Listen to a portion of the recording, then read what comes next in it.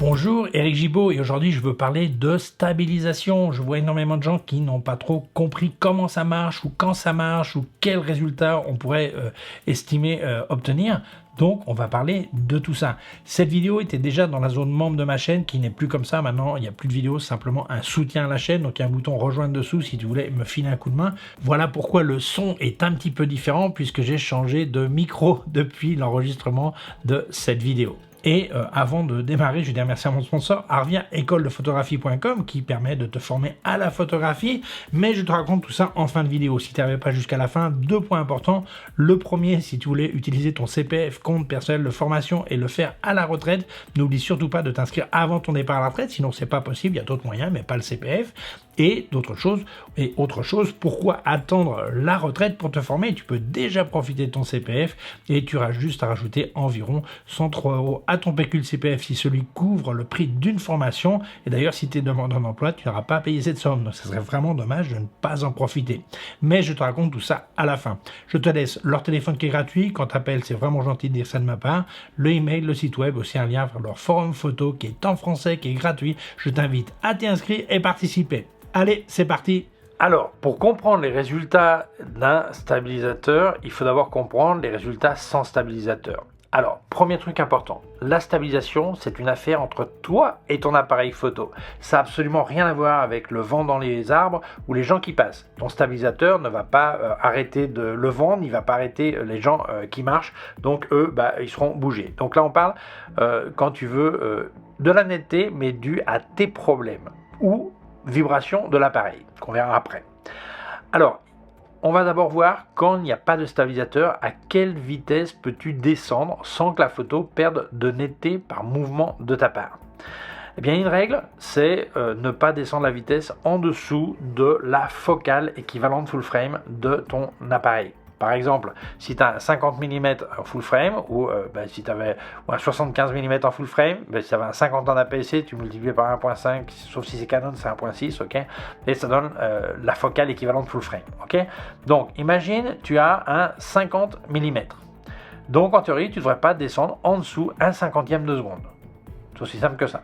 Tu as un 500 mm, tu ne devrais pas descendre en dessous un 500e de seconde. Alors là, il y a plusieurs types de stabilisation pour pouvoir descendre plus loin.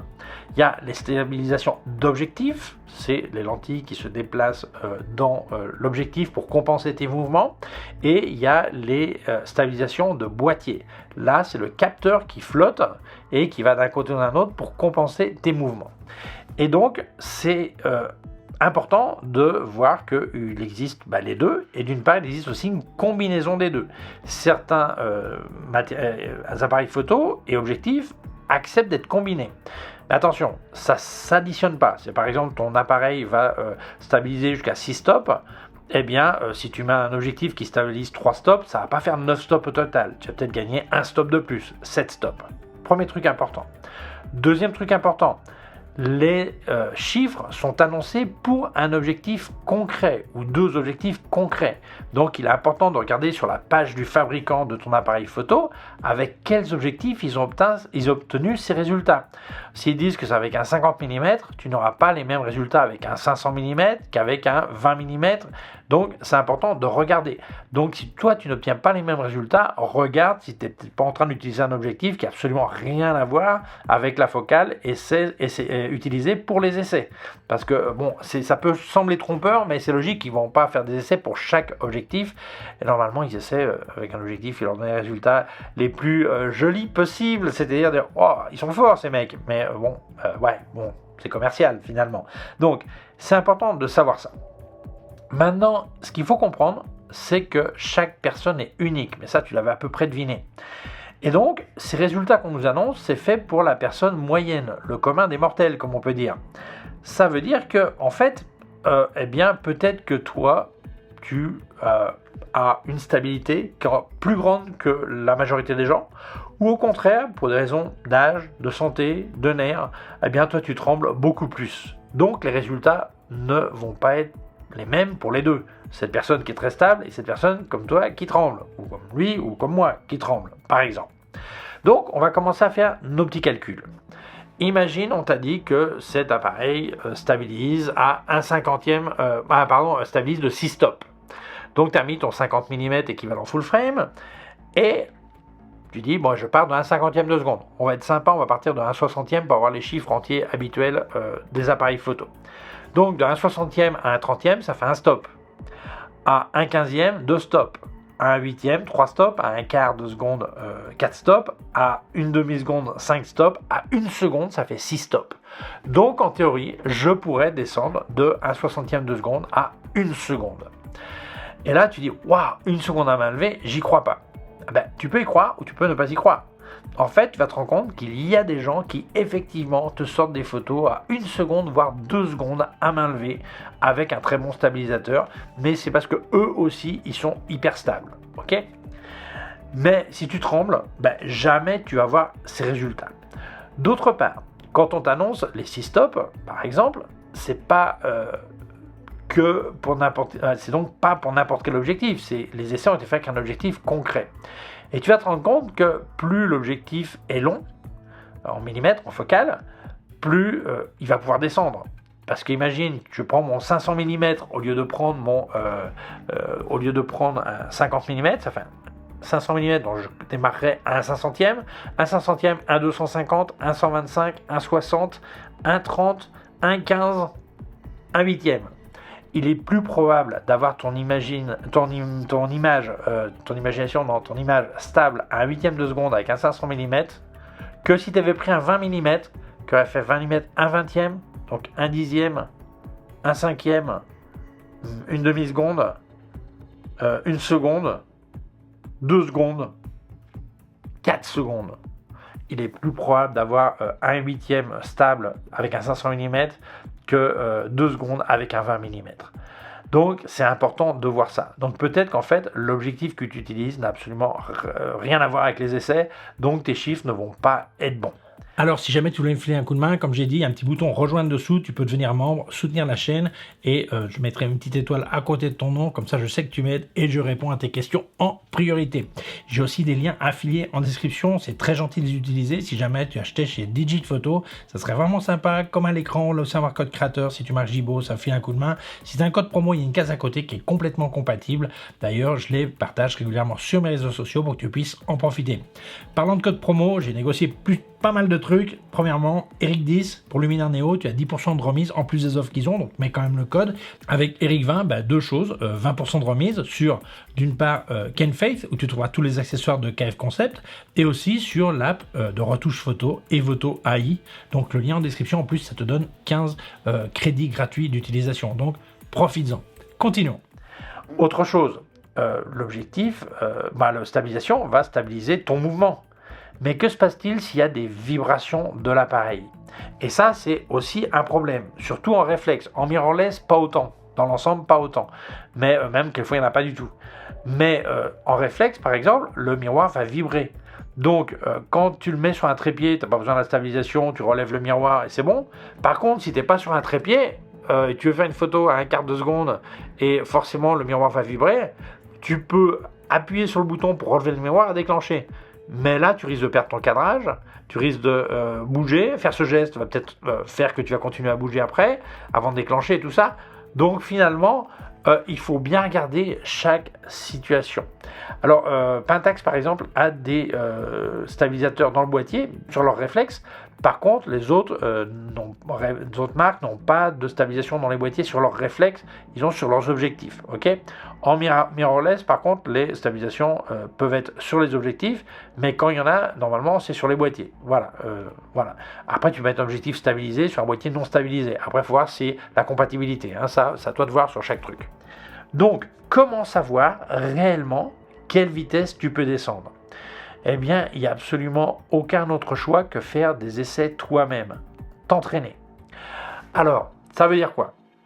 Eh bien, tu prends tes différents objectifs, tu vas d'abord faire des essais au calme, situation tranquille, et tu fais une photo, tu descends la vitesse, une autre photo, tu descends la vitesse, une autre photo, et après tu regardes sur ton écran, voir à partir de quel moment tu perds la netteté à cause du bouger. Et là, tu sais que pour cet objectif, toi, au maximum, tu descends à 1/30e de seconde. Sur cette autre, tu peux descendre à 1/20. Je sais pas, par exemple. Donc, c'est à toi d'essayer. Et beaucoup de gens font l'erreur de s'arrêter à cet essai. Il faut aussi faire un essai en situation active. Imagine, tu es en train de te promener avec une marche assez tonique où tu fais de la randonnée et tu t'arrêtes pour faire une photo. Et c'est le coucher du soleil ou après le coucher du soleil, la lumière est bien descendue et il ne fait pas encore noir, mais c'est tout juste. Et là, tu vas descendre énormément la vitesse, mais seulement tu es essoufflé. Évidemment, ta stabilisation propre à ton corps ne va pas être la même que si tu es au calme. Donc, il faut que tu vois aussi, pour cette situation, à quelle vitesse tu peux descendre. Voilà, ça c'est important, pour connaître un petit peu tes limites pour chaque focale que tu as. Autre chose, la position de l'appareil est clé. Je vois des gens qui tiennent l'appareil comme ça, donc déjà ça fait pivot. L'appareil, il faut toujours le tenir comme ça, même s'il y a des grands photographes très connus qui le tiennent comme ça, ok. On le tient comme ça pour avoir un maximum de stabilisation. Deuxièmement, on se plante les coudes dans l'estomac, d'où l'avantage d'avoir du bide. Je peux planter mes coudes plus tôt, plus vite, pas besoin d'aller si loin, voilà. Et deuxièmement, bloquer la respiration. Mais comment bloque-t-on la respiration? On la bloque pas en faisant et on tétanise. Non, on inspire, on expire un petit peu, et là, on bloque. Et je bloque. Et les coudes bien mis, bien stables. L'avantage du viseur, c'est que ça fait un troisième point d'appui sur le nez ou sur l'œil, tu vois. Donc, tu as plus de stabilisation. Et là, tu peux facilement gagner 2 stops de stabilisation. Voilà, donc c'est vraiment très important, la position. Parce que c'est seulement en faisant ces essais que tu sauras tes limites. Par exemple, quand je parlais du mec qui fait de la randonnée, des trucs comme ça, c'est comme un sportif qui fait du biathlon, qui fait ski et tir à la carabine. Eh bien, je te garantis que sans le ski, il serait bien meilleur à la carabine. Et il est souvent déjà excellent. Pourquoi? Parce que quand tu arrives, tu es essoufflé, il faut que tu arrives à calmer ta respiration et faire le tir. En photo, si ça se trouve, c'est la même situation. Donc, le seul moyen pour toi d'améliorer et surtout connaître, c'est pas une question seulement d'améliorer, c'est de connaître tes limites pour ne pas en retournant à la maison trouver des photos qui sont floues parce que tu pensais que le marchand avait dit un 6 stop c'est bon, donc je peux faire mes photos à une demi-seconde, et puis toi en fait tes conditions physiques font que tu peux pas descendre sous un quart de seconde, ou pas forcément tes conditions physiques, simplement l'objectif que tu utilises. Donc c'est vraiment important que tu fasses tes essais. Autre chose importante, plus on a de millions de pixels, plus c'est sensible au mouvement. C'est pour ça, si tu as plusieurs boîtiers, même si tu as les mêmes objectifs entre eux, fais des essais pour chaque boîtier, pour vraiment connaître les limites de chacun. Si tu as beaucoup de millions de pixels, c'est beaucoup plus sensible que si tu en as peu. N'oublie pas ça, fais tes essais complets. Alors attention, dans le pire des cas, si la photo n'est pas trop bougée, il y a des programmes comme Topaz Sharpen AI qui va récupérer la netteté sur des trucs bougés, si c'est un bougé raisonnable, évidemment un léger bougé, ok. D'ailleurs, c'est pour ça que quand tu regardes tes photos, ne les regarde pas à 400%. Sur l'ordinateur, regarde à 100% pour voir s'ils sont vraiment nets ou pas. Eh bien voilà, j'espère que maintenant tu es un expert en stabilisation, que tu as compris pourquoi ça marchait ou marchait pas, voilà.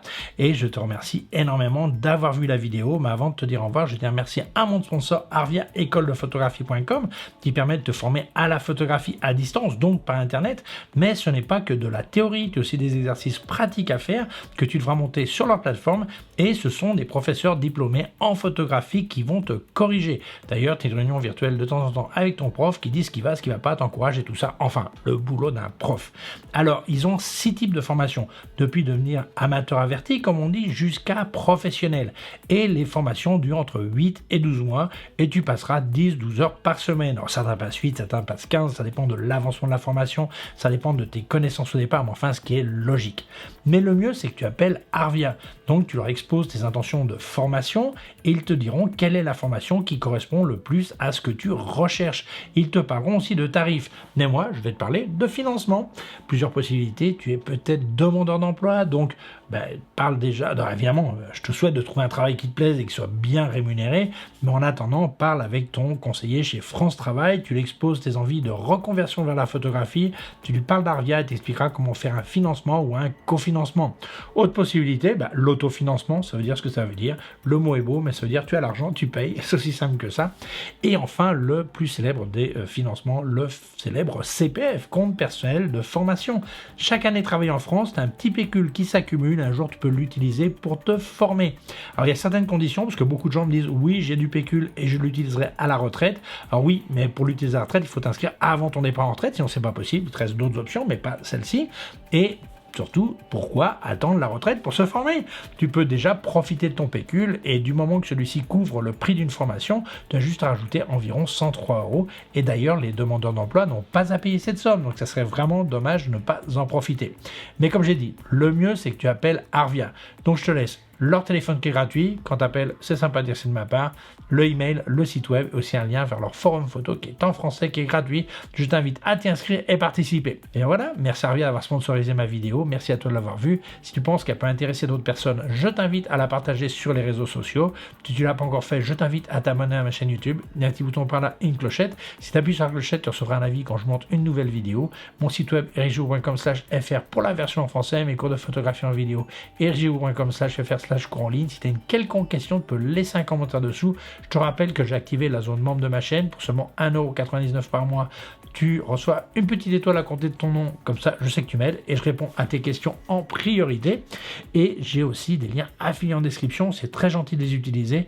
Et si tu es acheté chez Digit Photo, ça serait vraiment sympa, comme à l'écran, là où ça marque code créateur, si tu marques Jibo, ça file un coup de main. Si tu as un code promo, il y a une case à côté qui est complètement compatible, qui dit code promo. D'ailleurs, je les partage régulièrement sur mes réseaux sociaux pour que tu puisses en profiter. Parlons de code promo, n'oublie pas. Eric 10 te donne 10% de remise sur Luminar Neo, en plus des offres qu'ils ont, donc mets quand même le code. Et Eric 20 te donne 20% sur Kenfaith, où tu trouveras tous les accessoires de KF Concept et autres marques. Et aussi pour l'application Evoto AI, qui est une application de retouche de photos. Tu auras 20% de remise et avec le lien en description, tu auras aussi 15 crédits gratuits, donc profites-en. Et bien voilà, merci beaucoup. Je te laisse aussi un lien de mon compte PayPal au cas où tu veux faire un don. Mille merci, prends soin de toi et à très bientôt. Ciao!